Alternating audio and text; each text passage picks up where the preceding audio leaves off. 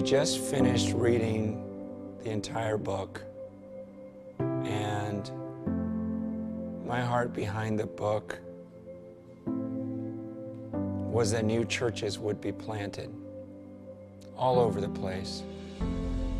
Man, I dream of just seeing gatherings, houses everywhere where worship is just filling these homes, where it's a part of everyday life.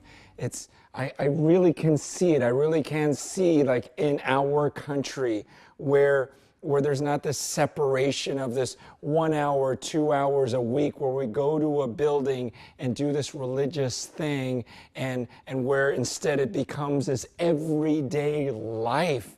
And it's just happening, and God looks down and sees all these homes where people are breaking bread with one another and loving each other deeply, where they just can't wait to gather and just call upon God. And that's all they gather for, is just because they know that He hears their voice, and they gather just to break bread, and they're in tears thinking about what an honor it is to be a part of the body of Christ.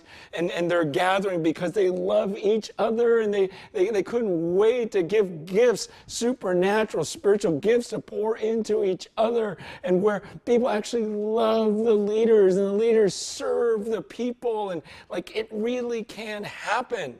I mean, I dream of it, and I believe that because it's what God wants more than anything. When I read this book, it's I really believe He's disgusted with the consumer mindset.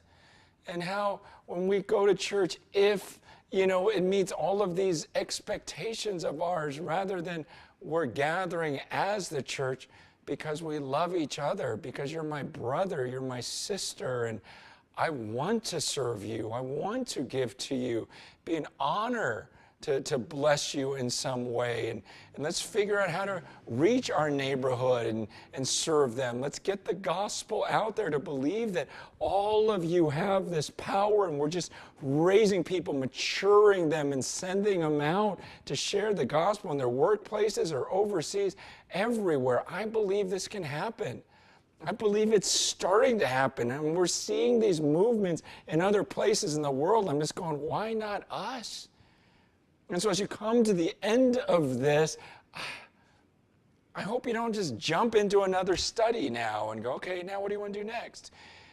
But that you seriously consider, what is God calling us to do with the bride?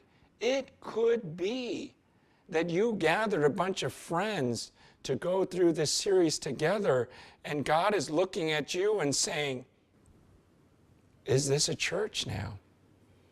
Are you going to become a church? Are you going to pursue everything that I've called the church to be? All I'm asking you to do is take this so seriously. Remember what I said in that first week about how we don't want to put limitations on what we are willing to sacrifice for His bride.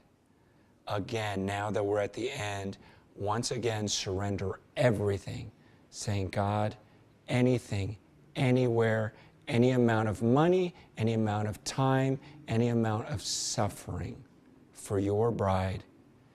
Start there, and then say to the Lord, what would you have us do?